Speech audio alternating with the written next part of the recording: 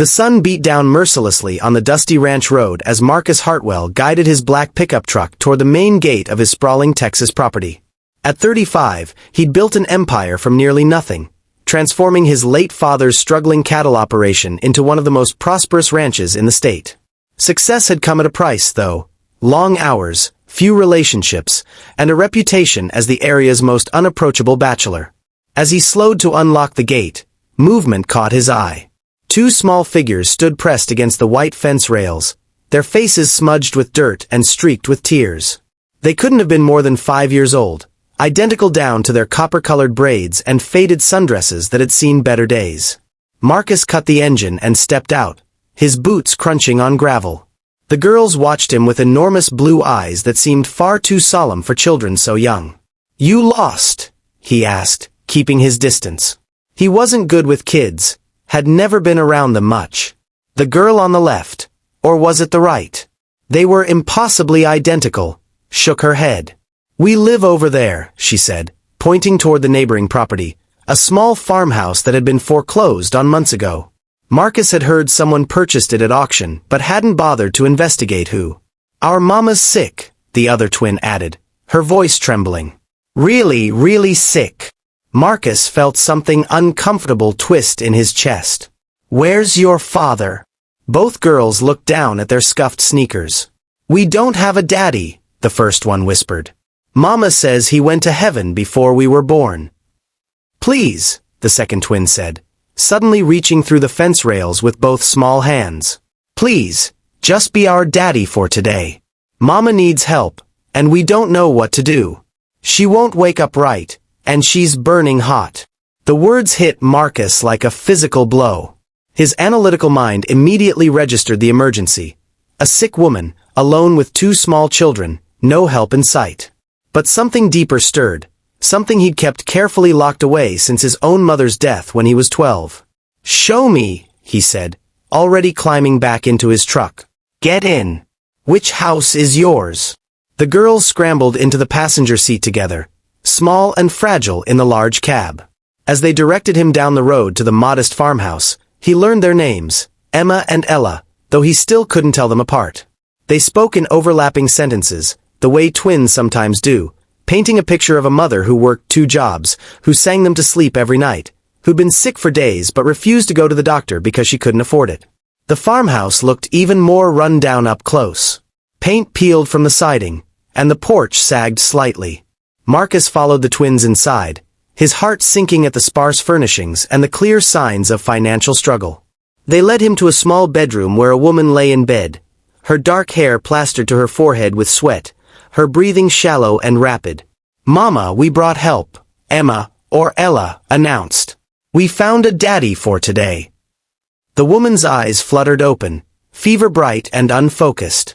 She couldn't have been more than 30, with fine features that would have been beautiful if not marred by illness and exhaustion. When she saw Marcus, confusion and then embarrassment flooded her face. "I'm so sorry," she whispered hoarsely. "Girls, you can't just—" A coughing fit cut her off. Marcus was already pulling out his phone. "I'm calling an ambulance. You've got pneumonia or worse." When she started to protest, he held up a hand. "We'll figure out the cost later. Right now, you need a hospital." The next few hours passed in a blur. Marcus found himself doing things he never imagined, following the ambulance to the county hospital, sitting with 2 frightened little girls in the waiting room, buying them sandwiches from the cafeteria when they admitted they'd only had crackers for dinner the night before.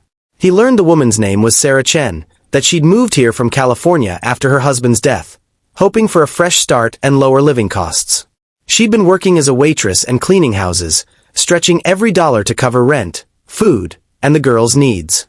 When the doctor finally emerged, he confirmed pneumonia, severe dehydration, and complete exhaustion. Sarah would need to stay at least 3 days, possibly longer. The girls sat on either side of Marcus, each holding one of his hands with a grip that seemed to anchor him to the spot. "What happens to them?" he asked the social worker who'd been called. "While their mother's here?" "Emergency foster placement, probably," the woman said, her expression sympathetic but matter-of-fact. "Just temporary, until she's released." "No," The word came out before Marcus could think. Both girls looked up at him with such hope it made his chest ache.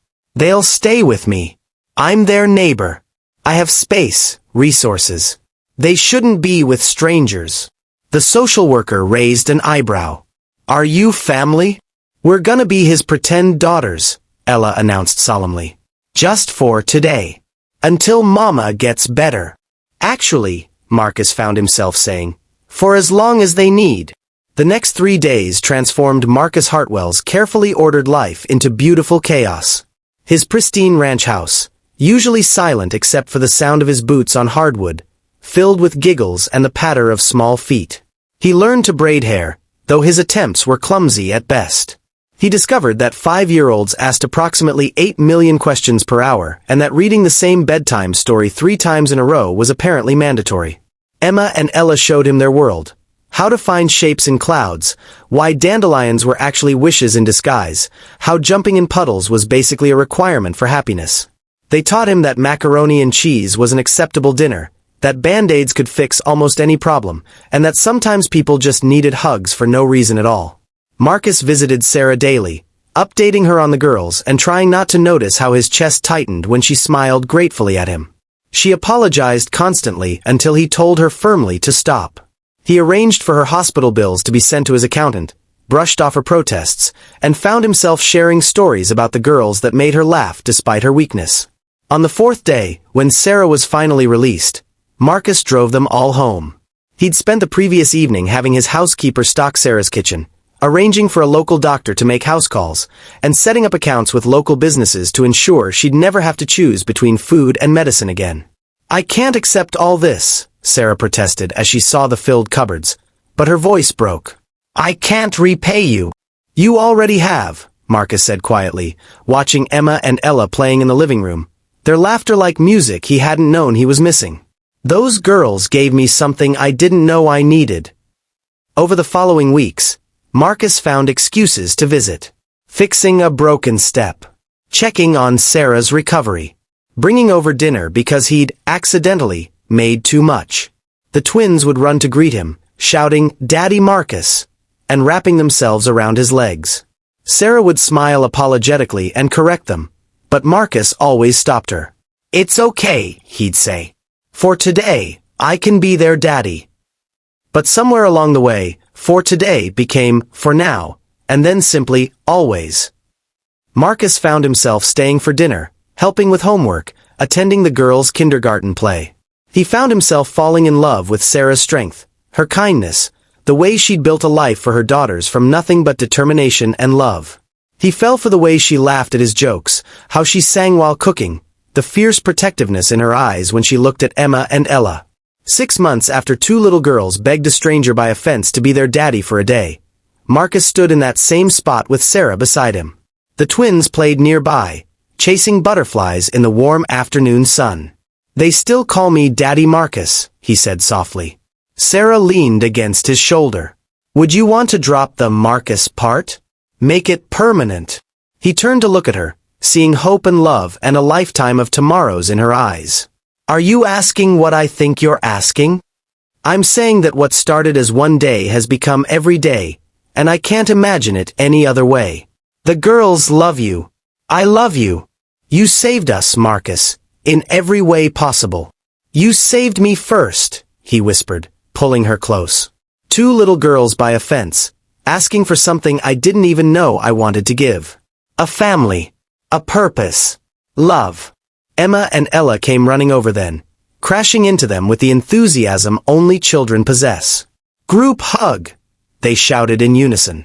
As Marcus wrapped his arms around all 3 of them, his heart fuller than he'd ever imagined possible, he thought about that sweltering day 6 months ago. 2 desperate little girls had asked him to be their daddy for just one day, and he'd said yes. He'd been saying yes ever since, and he intended to keep saying it for the rest of his life.